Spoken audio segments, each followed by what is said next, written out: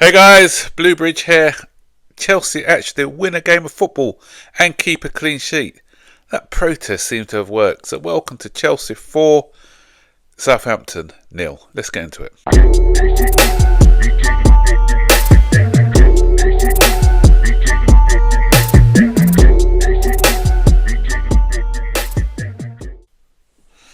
So, we've actually seen Chelsea win. We've actually seen Chelsea keep a clean sheet.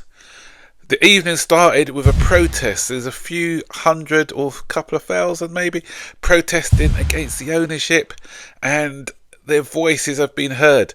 And we're crying out for, but the messages were a little bit mixed. Some people were shouting Roman Abramovich, some were shouting Jose Mourinho. I don't know why.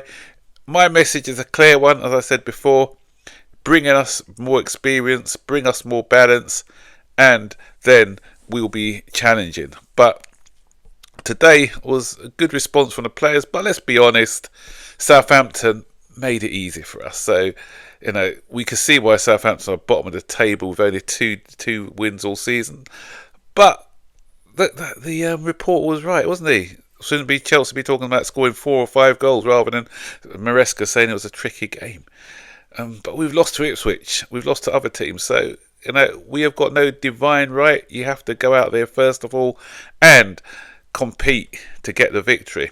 In the first half, we started off a bit nervy, and that's only to be expected because of the way our form is. 2 wins and 10, and Southampton could have actually got the lead. Good save by Jorgensen from a header from their striker. And they had a couple of other opportunities. We started sluggishly. You could see the crowd were getting on the back of the players, and we need to speak about Cole Palmer. Let's talk about him before the goals. I don't know what's happening to Cole Palmer at the moment. Yesterday I did a video, Cole Palmer FC, but we can't say that today. And the players today proved that they can win a game without Cole Palmer, because Cole Palmer today was non-existent. And again, it's a big chance squandered where he was a one-on-one keeper. Why didn't he square that ball to Nkunku? Again, probably it's the loss of confidence, loss of form, but it was an easy pass to Nkunku, but he decided to take it on himself. To be fair, it was a decent save by the goalkeeper, but he should, if Palmer's looking to take on that shot, you've got to be scoring that goal. So I wasn't happy with him there, but it didn't matter because from the resulting corner, Nkunku gets his goal anyway from a header. Poor defending by the Southampton players, and 1-0, and that kind of settled nerves a bit. And then Neto, I thought, was fantastic again for the second week running. Great having him as a false nine. At least he does more running than Nkunku in that position. He's always drifting left, he's drifting right. He's keeping the defenders on their toes. He's keeping them honest. And against Brighton, when Nkunku was there, it was making it too easy. It was staying in the same position. When I used to play centre-back, I used to love when a striker didn't move me around. It made my life so much easier. Played in a lot of positions, didn't I? But anyway, his movement was excellent, and he deserved a goal. And it was Nkunku again with the assist. Good pass by him, and a great finish by Neto to make it 2-0. And not soon after, we got the Southampton lad. The boy was actually born and grew up in Southampton, Levi Colwill, with his first competitive goal for Chelsea. We scored a goal from a set play, which is 2 goals, I think it was, from set plays.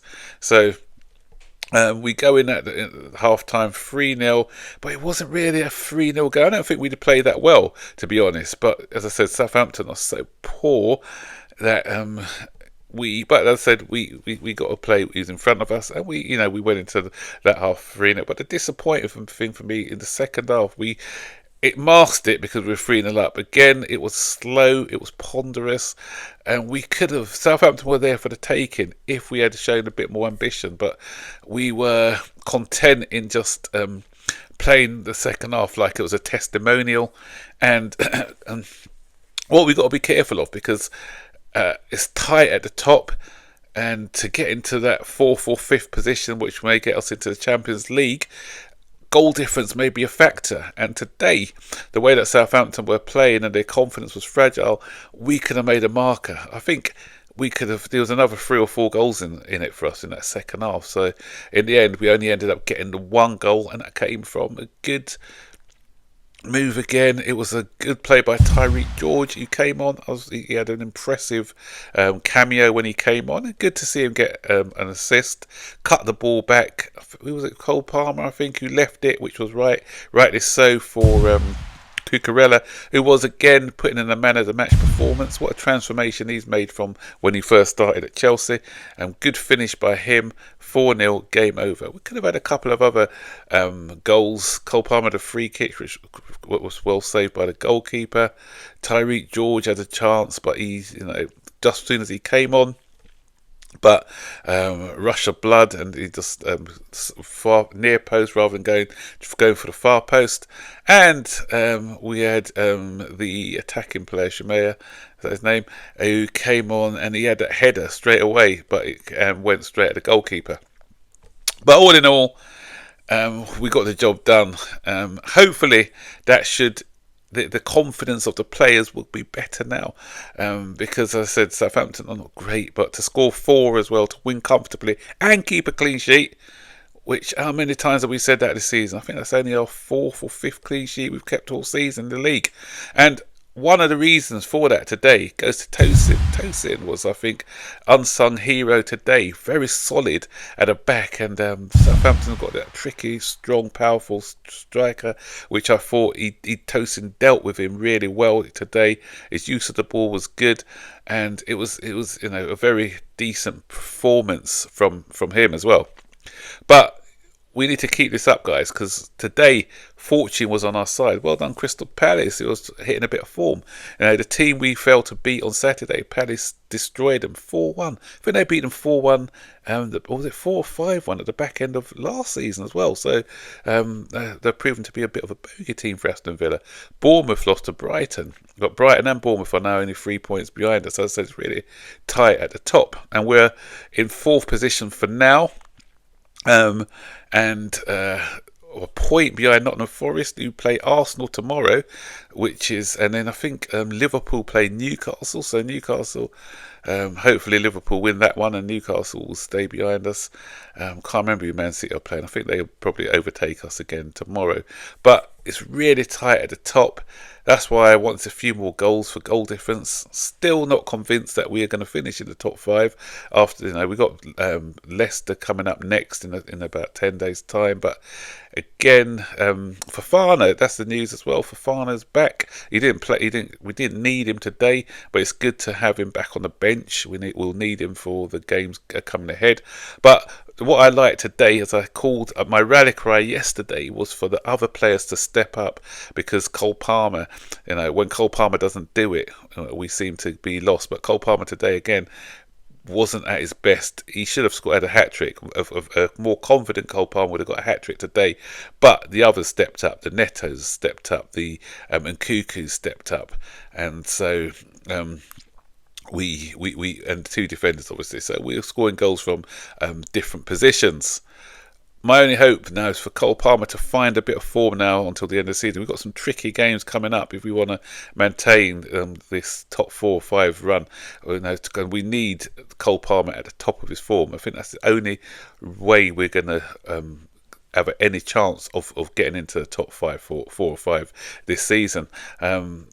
If we got Arsenal before the international break, that's going to be an important game, because after the international break, some of our players like Nicholas Jackson and players like that, and Lavia will be coming back, and that may be the difference maker. That's what the sporting directors are telling us anyway, and that's the PR spin. Once our players are back, we expect to push for top 4. We'll see about that. So, are they going to have the last laugh on us, the sporting directors, to get top 4, or are we going to, the fans, the concerns? I'm still concerned, as I said. I don't let in one big win against Southampton mask it, because I still think, we could have done better, and with better recruitment, we'll be done and dusted. We'll be probably in second place comfortably this season, because if you look at the league, everyone's beating everyone. It's a very poor league this year. People are saying it's exciting. I'm saying it's poor. The standards are not great this season, apart from obviously Liverpool consistent, but everyone else is kind of not. Obviously some are punching above their weights, the Bournemouths and the Brightons of this world, but teams like Chelsea, Man City and Arsenal, I think, have underachieved from what they can do. So anyway, are you confident that we can finish in the top 4 or 5 this season? Are you confident of the Champions League spot, or are you still a little bit apprehensive about it all? Stick your comments in the section below, and don't forget to like, subscribe, turn on post notifications so you'll be notified every time I make a new video. So take care.